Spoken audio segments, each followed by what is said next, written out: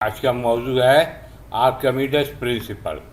ठीक है, Archimedes principal क्या है कि मैं आपको बता दूं कि आर्किमिडीज, इसको अरबी में या उर्दू में आर्किमिडीज कहते हैं, अंग्रेज़ी में आर्किमिडीज कहते हैं। ये एक बादशाह का वज़ीर था।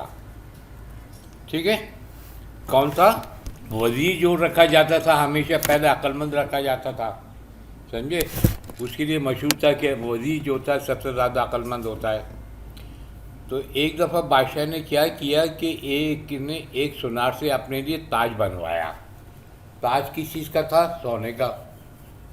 ठीक है, तो अब उसको सोने का ताज बनवाया तो बादशाह को शक हुआ कि जनाब इस सोने में कुछ मिलावट की है। तो बादशाह ने क्या किया उसने क्या उसके अपने वज़ीर से कहा कि बताओ इस ताज में मिलावट है या नहीं, अगर है तो कितनी है। ठीक है, अब वो बेचारा वज़ीर जो था वो परेशान कि यार कैसे मालूम करें। आप मालूम कर सकते हैं कि सोने में मिलावट कितनी है? बताइए। नहीं कर सकते। ऐसे उसे भी नहीं पता था। ठीक है, तो फिर उसके बाद क्या हुआ कि वो नहाने के लिए एक दिन क्या हुआ, वो बड़ा सोच में था। अपने नहाने के लिए बाथरूम गया, बाथरूम का नल खुला छोड़ दिया उसने। ठीक है ना, टब जो था उसका, नहाने का जो टब जो था वो पूरा भर गया। ठीक है, तो वो अब वो ऐसे ही जो है वो अपने टब में बैठ गया या लेट गया। तो जब मैं टब में लेट गया तो पानी जो था वो बाहर बाहर गिर गया। Is it okay? तब उसके दिमाग में एक ख्याल आया, इज इट ओके? और कहते हैं कि उसने कहा ओ आई गॉट इट, यानी अरी का यानी मुझे जवाब मिल गया। Is it okay? कि मुझे पता चल गया है क्या है। ठीक है, तो फिर उसके बाद उसने अपना एक उसूल निकाला, इज इट ओके, जिसको आर्किमिडीज प्रिंसिपल कहते हैं। आगे कहानी समझ में? अच्छा, आर्किमिडीज प्रिंसिपल पढ़ाने से पहले मैं आपको अपना उसूल बता दूं। जी देखिएगा कि आपको मैं एक डायग्राम बना रहा हूं। ये देखिएगा, एक ये डायग्राम है। ठीक है, ये एक कंटेनर है या डब्बा है, समझे।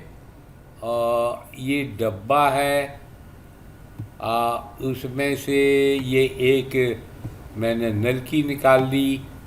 ठीक है, ये पतली सी नलकी निकाल ली। ठीक है, अब ये एक डब्बा ले लिया मैंने। Is it okay? अब इस डब्बे में ये जो है इसको क्या कहते हैं? Eureka can. इसको क्या कहते हैं? Eureka can. Is it okay? अब इसके अंदर आप पानी डालिएगा। कितना ही पानी डालें, पानी जो होगा वो कहाँ तक रहेगा? नलकी से पहले पहले तक। Is it okay? यानी कि ये पानी जो होगा वो यहाँ तक रहेगा। इससे ज़्यादा आ सकता है या नहीं है? ये आपने पानी से पूरा भर दिया। Is it okay? ये पानी से मैंने भर दिया। अच्छा, अब उसके बाद आपने यहाँ पे एक मेजरिंग सिलेंडर रख दिया है। मेजरिंग सिलेंडर क्या करता है? वॉल्यूम मालूम करता है। किसका वॉल्यूम मालूम करता है? इर्रेगुलर बॉडी का, यानी वाटर नहीं, जो भी लिक्विड उसमें डाला जाएगा। खाली वाटर का नहीं, जो भी लिक्विड इसमें डाला जाएगा उसका। आप भी डायग्राम बना रहे हैं ना, आगे समझ में। अब मैंने क्या किया कि इसके अंदर मैंने एक इर्रेगुलर शेप बॉडी जो है वो डाल दी। अब ये मैंने डाल दी तो क्या होगा? पानी जो होगा वो पानी ओवरफ्लो होगा, है या नहीं? पानी डिस्प्लेस होगा। इस केन के अंदर क्या रखा था मैंने? पानी रखा था। अब मैंने एक बॉडी डाल दी, लोहे का एक पीस डाल दिया। ठीक है, तो पानी डिस्प्लेस हो गया। जो पानी डिस्प्लेस हुआ वो किस में आया? मेजरिंग सिलेंडर में। तो मेजरिंग सिलेंडर में फर्ज किया कि ये 23 सीसी आ गया। आगे समझ में? तो 23 cc क्या है? Volume of the liquid. और कौन से लिक्विड का वॉल्यूम है? बॉडी जो मैंने डिप की है उसका वॉल्यूम होगा, है ना? ठीक है। This body immerse into the water, ठीक है। तो वाटर डिस्प्लेस हो गया। वाटर कितना डिस्प्लेस हुआ? Equal to the volume of the body immerse. Okay, आगे समझ में? यानी जो इस बॉडी का वॉल्यूम होगा वही वॉल्यूम जो होगा इस पानी का होगा, ठीक है। तो ये मैं आर्किमिडीज प्रिंसिपल नहीं बता रहा, मैं अपना प्रिंसिपल बता रहा हूँ। लिख लीजिएगा मेरा प्रिंसिपल को। व्हेन ए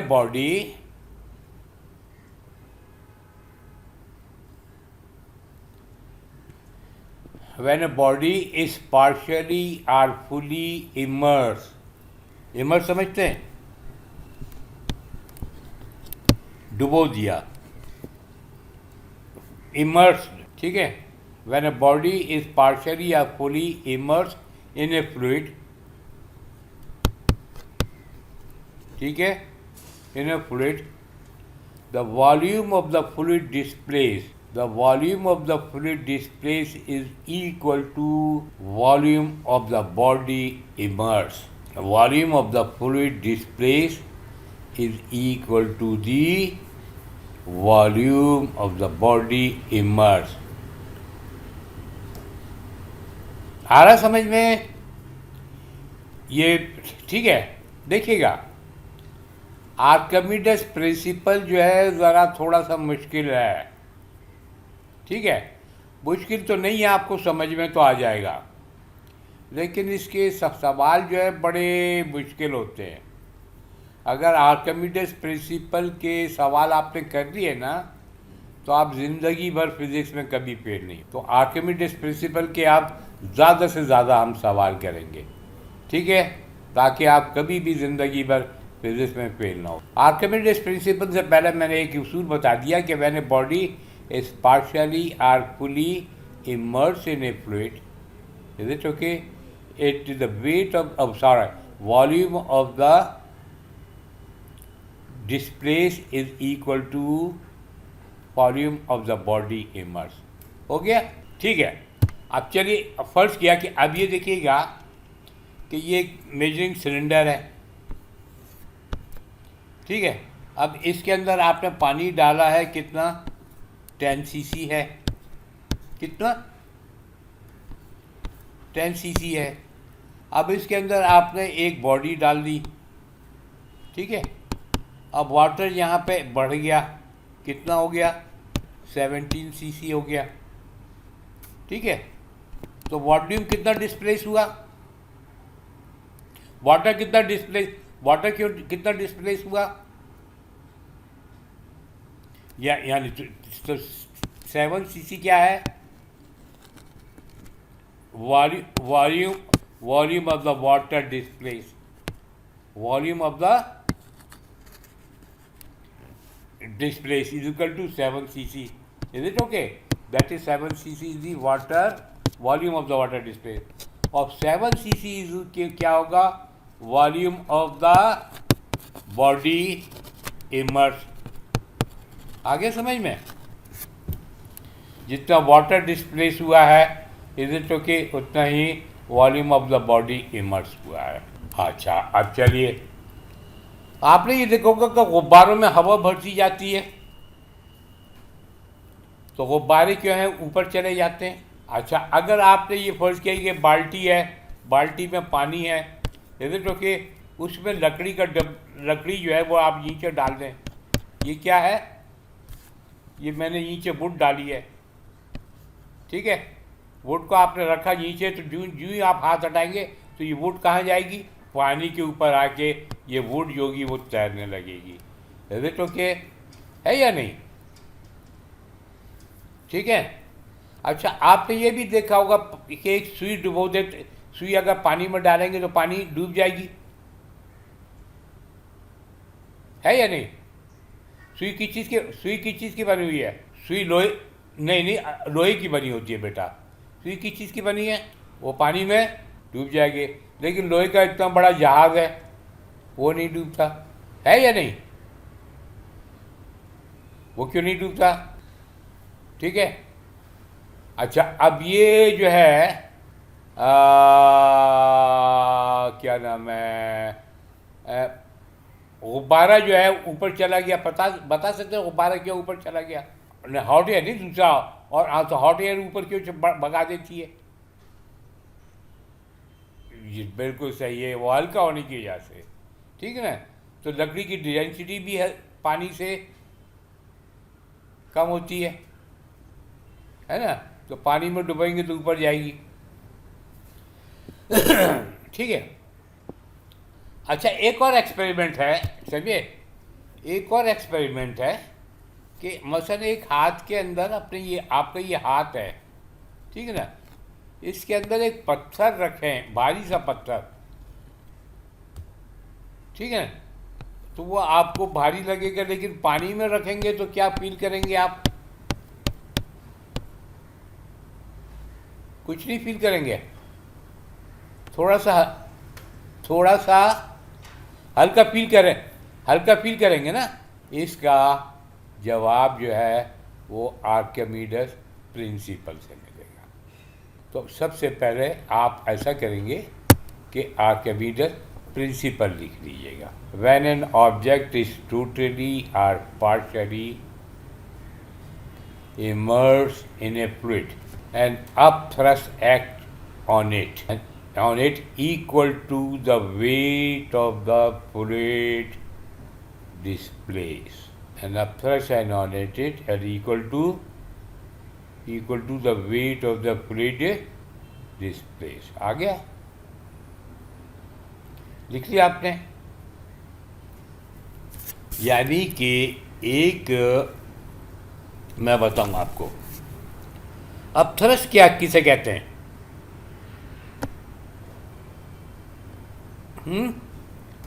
अपथ्रस्ट का मतलब ये होता है कि force in the upward direction. लिख लीजिएगा,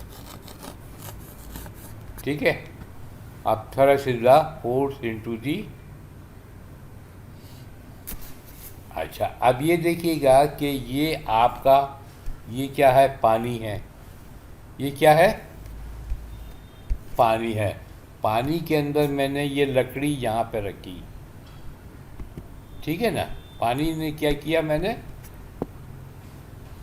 लकड़ी यहाँ पर रखी, तो ये लकड़ी कहाँ पर जाएगी? ऊपर आ जाएगी। ऊपर क्यों आ जाएगी? इस बॉडी के ऊपर एक ऊपर फोर्स लगा रहा है, जिसको हम क्या कहते हैं? अपथ्रस्ट कहते हैं, ठीक है। यानी कि ऊपर क्यों जाएगी? और लिक्विड कौन सा है यहाँ पे? अब जब मैंने बता वाटर, तो वाटर जो होगा एक इस बॉडी के ऊपर एक फोर्स अपवर्ड डायरेक्शन में लगा रहा है। Is it okay? तो मैंने बताया ना, तो ये अपथ्रस्ट है, ठीक है।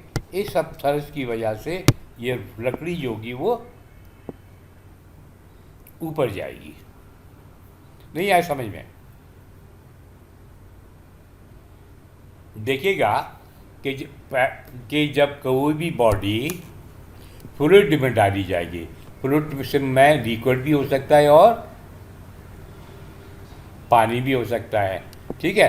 अब इस लकड़ी को मैंने पानी में डाला, ठीक है, तो पानी एक ऊपर की डायरेक्शन में फोर्स लगाएगा, जिसको कि हम अपथ्रस्ट कहते हैं। तो ये अपथ्रस्ट जो है लकड़ी को ऊपर ले जाएगा। तो इसी तरीके से गैस का गुब्बारा है, उसमें गैस भरी हुई है ना। जब इसमें हवा जो कि एक किधर फोर्स लगाएगी, तो ये क्या कहलाएगा? ये upthrust of the force of air किसके ऊपर? गुब्बारे के ऊपर। अच्छा, अब मैंने ये बताया था कि आपको ये डब्बा है, डब्बे में ये पानी है, ठीक है ना। अब यहाँ पे ये मैंने यहाँ पे क्या डाल दिया? आपको एक लकड़ी का पीस डाल दिया, ठीक है। अब लकड़ी के ऊपर कौन सा फोर्स लग रहा है? On the body, that is called upthrust. कोई और फोर्स अब थ्रस्ट को मैं यू लिख देता हूँ। और कोई और फोर्स, अब वो एक दूसरा वेट है, तो यानी कि उसके पास दो फोर्स लग रहे हैं, एक वेट है और एक, अब कौन सा इक्वल है, कौन सा बहुत ज़्यादा है, ये दोनों इक्वल है, इक्वल। अच्छा, इक्वल हो जाएंगे तो नेट फोर्स कितना हो जाएगा, तब ये वुड कहाँ जाएगा, कहीं भी नहीं, लेकिन ये ऐसा रहेगा क्या वुड, फिर कहाँ जाएगा, ऊपर की तरफ जाएगा ना, तो इसका मतलब क्या हुआ, then thrust is more than the weight, that's why it will rise up, that's why it will rise up. ठीक है। अब इन द सेम वे, अब ये आपका बिकर है, is it okay, this is the water. अब मैं यहाँ पे लिया है एक आयरन का पीस, पानी के बीच में रखा है। अब इसके ऊपर कौन कौन सी फोर्स एक्ट कर रही हैं, वेट। ठीक है, तो अब थ्रस्ट जो होगा मैं उसे यू बना देता हूँ, और वेट जो होगा वो, अब इसमें क्या होगा, अब थ्रस्ट एंड वेट इक्वल होंगे या डिफरेंट होंगे, डिफरेंट होंगे। कौन सा ज़्यादा होगा, weight is more, is it okay, ये आयरन है, तो वेट मोर होने की वजह से किधर जाएगा, नीचे की तरफ चला जाएगा। इज इट ओके हाशिर, लोहे का अब थ्रस्ट जो है वो कम है और वेट जो है वो ज़्यादा है, तो ये जो होगा नीचे सिंक कर जाएगा। अभी आर्किमिडीज प्रिंसिपल समझाया नहीं है मैंने आपको। अगर ये यहाँ पे अब थ्रस्ट और वेट इक्वल हो जाए तो वहीं पर रुका रहेगा, इज इट ओके, ना नीचे जाएगा ना ऊपर जाएगा, वहीं पे ये फ्लोट करता रहेगा। अच्छा, अब जहाँ पे जब जो जहाज तैर रहा होता है, ठीक है, अब मसलन ये आपको मैं दिखा रहा हूँ, ये ब्लॉक है, ठीक है, यहाँ पे मैंने वुड ले ली बेटा, ये वुड ले ली। अब वुड जो है, अब ये वुड जो है उसने कितना पानी इमर्स हुई है, इतना हुई है, इज इट ओके। अब ये तैर रही है, इसके ऊपर अब थ्रस्ट है, ठीक है, किधर होगा, क्योंकि पानी में डूबी हुई है ना, ये वुड पानी में डूब, पानी तो वुड अब थ्रस्ट तो लगाएगा ना, ठीक है, तो इसका मतलब क्या हो गया, ये अप हो गया। और दूसरा क्या है इसका, वेट। तो अब ये दोनों कौन सा ज़्यादा है, दोनों इक्वल है, इज इट ओके है, तो लिख लीजिएगा, weight of the floating body is equal to the up thrust. अच्छा, अब उसके बाद, अब तक तो ये मैंने आर्किमिडीज प्रिंसिपल नहीं समझाया, सिर्फ लिखा है, is it okay. Archimedes principal से कहा है कि मैंने बॉडी इज टोटली या पार्शियली इमर्स एंड इन दी, समझे, इन ए फ्लूइड। अब ये फ्लूइड जो हो सकता है, गैस भी हो सकता है और लिक्विड भी हो सकता है। अब thrust act on it, is it okay, that is equal to the weight of the fluid displace. अब मसला ये जो है कि गुब्बारा जो है, कौन सा गुब्बारा, गैस का भरा हुआ गुब्बारा है ना, जो उसमें क्या है, उसमें भी वेट है, होगा या नहीं, और जो गैस भरवाई है, अच्छा, फिर उसके बाद अच्छा, अब उसके बाद ये हवा जो है, हवा उसको अब थ्रस्ट लगाएगी, ठीक है, तो अब ये गुब्बारा ऊपर जाता है, तो इसका मतलब क्या हुआ, वेट कौन सी बॉडी है ये, ऑफ द बैलून। समझ में आ रहा है या नहीं, ठीक है। अच्छा, अब इसका मकसद ये है कि अगर एक को मसलन एक नई तराजू ले लूँ मैं, ठीक है, ये तराजू ले ली मैंने, ये इसके अंदर मैंने कोई बॉडी लगा दी, ठीक है, अब यहाँ पे ये मैंने वेट लटका दिया,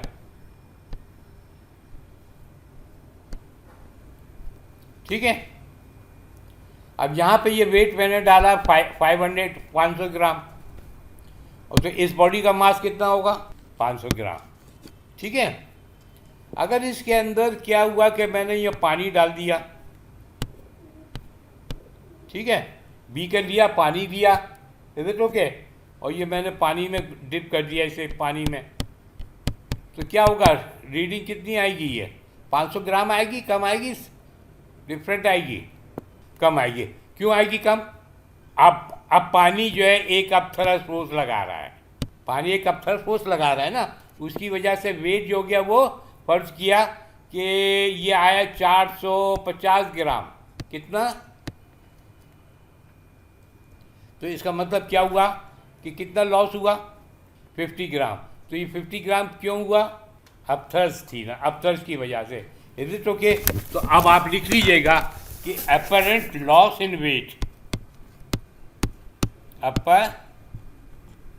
अब इसे अपरेंट लॉस इन वेट है ना ये,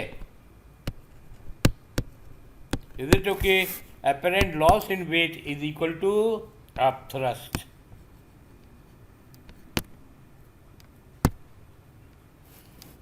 समझ में आ रहा है या नहीं? Apparent loss in weight is equal to upthrust. अब ये देखिए लॉस इन वेट निकालना है कि अपरेंट लॉस इन वेट कितना आया, ये कितने ग्राम है, 50 ग्राम है ना, तो कितने किलोग्राम हो गया,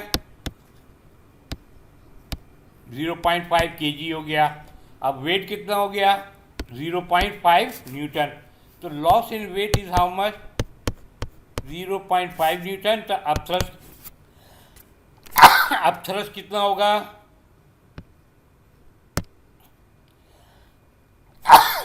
0.5 न्यूटन। तो अपथ्रस्ट मालूम करने का एक आसान तरीका क्या है कि हम लॉस इन वेट निकालते हैं, क्या, अपरेंट लॉस इन वेट, ठीक है ना। अपरेंट लॉस इन वेट निकालने के बाद जो हो गया वो आप जो है अपथ्रस्ट ही मालूम कर सकते हैं। देखिएगा हर बॉडी के ऊपर दो फोर्स लग रहे होते हैं, इज इट ओके, एक वेट होता है और एक ये अपथ्रस्ट। यानी कि बॉडी जो है, आपकी बॉडी हवा में है क्यों नहीं, हवा तो है ना। बैलून में जो गैस भर देते हैं तो क्या होता है कि वेट कम होता है, अपथ्रस्ट जो होता है वो ज़्यादा होगा, है। तो हवा में भी जो है वो अपथ्रस्ट लगा रहा है। तो यानी कि हर बॉडी पे दो फोर्स लगते हैं, एक वेट और एक क्या होता है, अपथ्रस्ट ज़्यादा होगा तो बॉडी,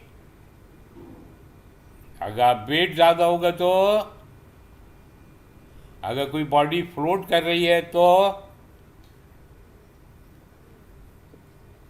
अपथ्रस्ट एंड वेट जो होंगे वो इक्वल होंगे, इज इट ओके, ठीक है। अब तक जो था वो सब क्या था, इंट्रोडक्शन था, ठीक है, आर्किमिडीज प्रिंसिपल का। अब मैं आपको आर्किमिडीज प्रिंसिपल कराने वाला हूँ, ठीक है, आर्किमिडीज प्रिंसिपल कराने वाला हूँ। आर्किमिडीज प्रिंसिपल ये कहता है कि व्हेन बॉडी इज पार्शियली और फुली इमर्स, यानी कि अगर ये आपका ये पानी है, इसके अंदर कोई बॉडी डाल देंगे, ठीक है ना। अब ये मैंने पार्शियली इमर्स की है, ठीक है, तो इसके ऊपर जो अपथ्रस्ट होगा, अपथ्रस्ट लगाएगा ना, ये नहीं, तो अपथ्रस्ट जो होगा, ये अपथ्रस्ट जो होगा, तो वाटर कितना डिस्प्लेस हुआ है, ये मैं आपको बता रहा हूँ कितना वाटर डिस्प्लेस हुआ है इसके डालने से, इतना वाटर डिस्प्लेस हुआ है ना, ये रेड वाला, ठीक है, रेड वाले वाटर का जो वेट है, ठीक है, रेड वाले वाटर का जो वेट है वो उतना ही अपथ्रस्ट होगा। आगे समझ में, मोहम्मद अली समझ में आया कि मैंने बॉडी इज पार्शियली और fully immerse, it experience an upthrust, ठीक है, यानी इसके ऊपर जो अपथ्रस्ट होगा, इज इट ओके, ये जो पानी डिस्प्लेस हुआ है, यानी इतना सारा पानी है ना, इसके वेट के बराबर होगा। आगे समझ में? ये है आर्किमिडीज प्रिंसिपल। ठीक है, अगर ये फर्ज किया कि आपका फुली इमर्स है, मतलब ये आपका है कि इसके अंदर जो है मैंने एक बॉडी डाल दी, ये बॉडी ये है। अब इस बॉडी के ऊपर जो अब थ्रस्ट होगा वो ऊपर होगा, है ना? अब थ्रस्ट जो होगा, तो अब ये क्या लिया था मैंने? वाटर लिया था। तो अब मैंने ये कुछ भी डाला, तो अब इसके अंदर ये जो रेड वाला जो हिस्सा है ना, इतना पानी डिस्प्लेस हुआ ना, तो इतने से पानी का जो वेट है, इतने से पानी के वेट के बराबर जो होगा वो अब थ्रस्ट। आगे समझ में? यानी कि जितना पानी डिस्प्लेस हुआ है ना, उसके वेट के बराबर अब थ्रस्ट हो गया। समझ में आ गया? ठीक है, आर्किमिडीज प्रिंसिपल जो कह रहा है वो ये कह रहा है। Is it okay? अब हम इसको प्रूफ करेंगे कि ऐसा है या नहीं। ठीक है, तो इसके लिए मैं एक डायग्राम बना रहा हूँ। ये लिक्विड है, ठीक है, कोई सा भी लिक्विड है। अब लिक्विड के अंदर मैंने ये डाल दिया एक सिलेंडर। समझ में आ रहा है या नहीं? यही बुक वाली डायग्राम है, वही बुक वाली डायग्राम है। ठीक है, अब ये सिलेंडर है, ओके, ये गोल सिलेंडर है। तो अब इसका जो सिलेंडर है, सिलेंडर का ये जो पोर्शन है नीचे वाला, उसका एरिया मैंने ए ले लिया। ठीक है, ये लेंथ जो है, यानी कि इसे एच ले लिया।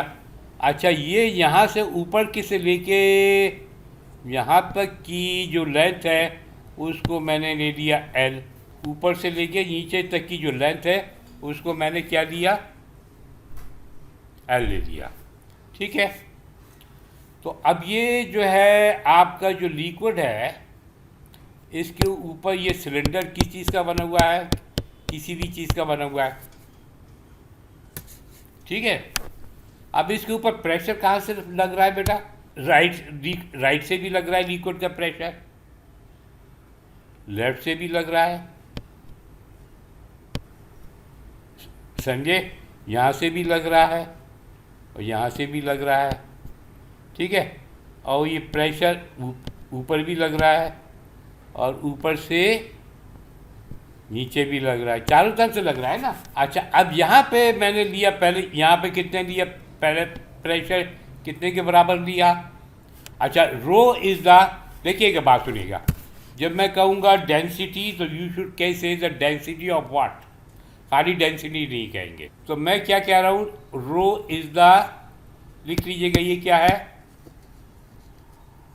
Density of liquid. मैंने यहाँ पे लिक्विड लिया है, लिक्विड में पानी भी हो सकता है, जो भी हो सकता है। अच्छा, अब ये पॉइंट मैंने ले लिया x, और ये पॉइंट ऊपर वाला x ले लेता हूँ, नीचे वाला y ले लेता हूँ। अच्छा, x पे प्रेशर कितना होगा? x पे प्रेशर कितना होगा लिक्विड का? कितना होगा इन टर्म ऑफ, बताइए ना। यानी कि P क्या है? Pressure of liquid at x कितना होगा? रो एच जी। तो रो एच जी, तो रो क्या है? Density of a liquid. H कितना है? तो ये एल हो गया। जी कितना है? ये तो रो एल जी हो गया ना। प्रेशर एट एक्स क्या हुआ? Pressure at x. Pressure at y निकालें हम।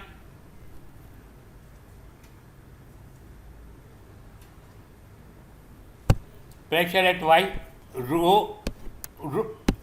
रो एच जी आपने कहा, ठीक है ना। तो रो, अब एच कितना है? ये जो है height of the cylinder H है ये। हाँ मोहम्मद अली बताइए कितना होगा? बिल्कुल सही कहा आपने, एल प्लस एच। इंटू जी हो गया, आ गया, ठीक है।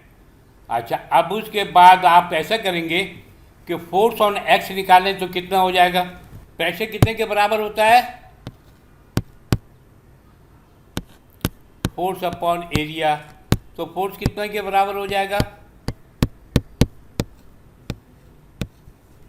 Pressure into the area. Pressure कितना है? रो एल जी इंटू ए, ठीक है। तो force on cylinder, is it okay? Force on cylinder कहाँ पर? एट एक्स कितने के बराबर? Rho l g A. Force on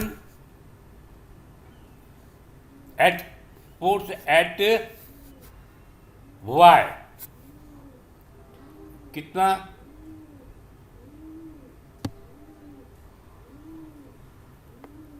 ए। अब इन दोनों ब्रैकेट को खोल दो ना यार। तो क्या आएगा? रो एल जी इंटू ए प्लस रो एल, नहीं, एच जी ए, यही आया ना खोलने के बाद? यही आया ना? ये क्या है? ये क्या है आपने निकाला? Force on cylinder at y, ठीक है। अब सिलेंडर के ऊपर सिलेंडर के ऊपर ये सिलेंडर के ऊपर एक फोर्स ऊपर से नीचे लग रहा है, एक नीचे से ऊपर लग रहा है। नीचे वाला कितना है? रो जी ए प्लस रो एच जी ए, जी बेटा, हाँ सॉरी, रो एल जी ए और प्लस, अच्छा, और ऊपर से नीचे जो लग रहा है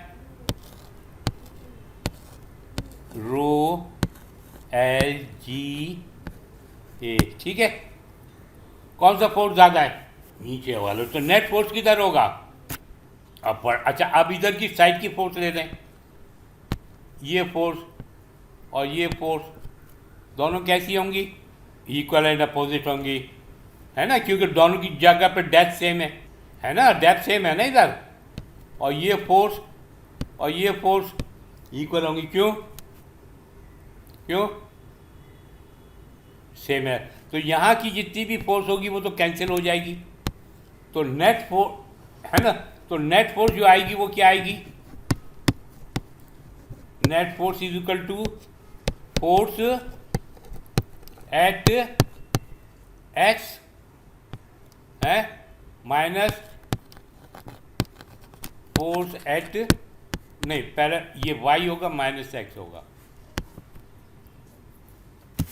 आगे समझ में है? तो ये नेट फोर्स कितनी आ गई? पहले कितनी है? रो एल जी ए प्लस रो एच जी ए माइनस रो एल जी ए, यही है ना। तो ये और ये कट गया, अब तो क्या बचा? Rho h g a, is it okay? तो ये क्या हो गया? दैट इज द, ठीक है। ये नेट फोर्स किधर है? तो net force in upper direction क्या कहलाएगा? दिया अप थ्रस्ट, ठीक है, is equal to rho h g a. समझ में आ गया जी? रो क्या है पहले ये बताइएगा। लिक्विड। एच क्या है? Height of the cylinder. A क्या है? नहीं, area of cross section of the cylinder.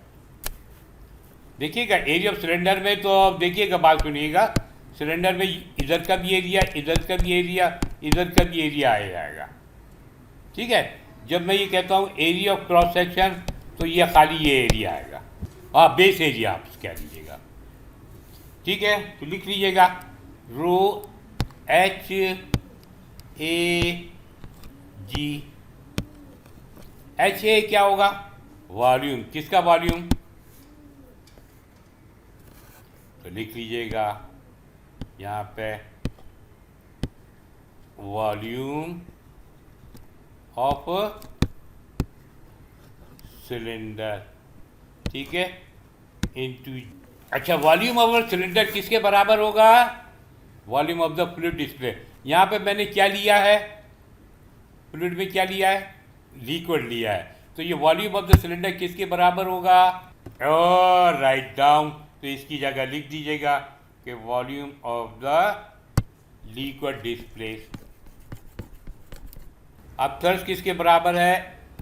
रो, और इसकी चीज़ें क्या है? Volume of liquid displace into g. Rho क्या है? तो density into volume of the liquid से क्या आएगा? Mass of the liquid. Mass of the liquid गलत है, मास ऑफ द नहीं, ये volume of the liquid displace है। ये देखिएगा, ये volume of the liquid displace है। डिस्प्लेस लिखा है आपने, है ना? और ये रो क्या है? लिक्विड। ठीक है, तो डेंसिटी को वॉल्यूम से मल्टीप्लाई करेंगे तो क्या मिलेगा? मास ऑफ, तुम्हारा मास मेरा मास। मोहम्मद अली आप बताइए।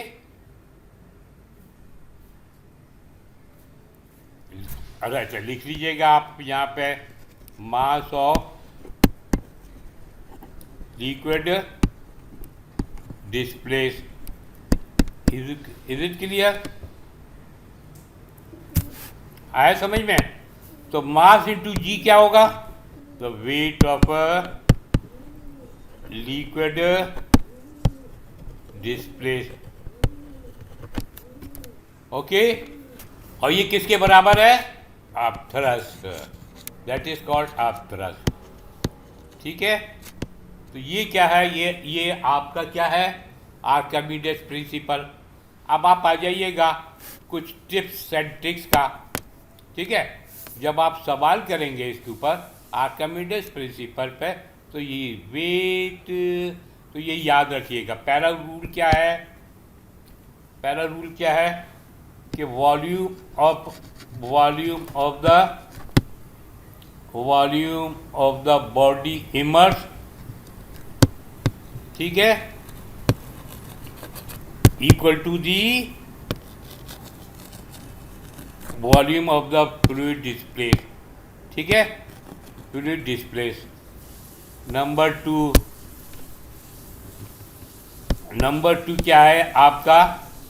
अपथ्रस्ट। ठीक है, अपथ्रस्ट जो है किसके बाद होगा? अच्छा, अपथ्रस्ट जो होगा वो अपरेंट लॉस इन वेट के बराबर भी है। अभी बताया था ना, upthrust apparent loss in weight के बराबर भी है। ठीक है, और ये क्या है? Equal to the weight of fluid, weight of the fluid display. देखिएगा, upthrust is equal to apparent loss in what, यानी अभी आर्किमिडीज प्रिंसिपल है कि upthrust is equal to weight of the displace. ठीक है, ये दो रूल याद रखिएगा। जब आप सवाल करेंगे तो यही अप्लाई होगा। Volume of the body immerse is equal to volume of the fluid displace. Upthrust equal to loss in weight and is equal to weight of the fluid displace. ठीक है, ठीक है, इज इट इनफ? अब कल जो है हम इसके ऊपर सवाल करेंगे।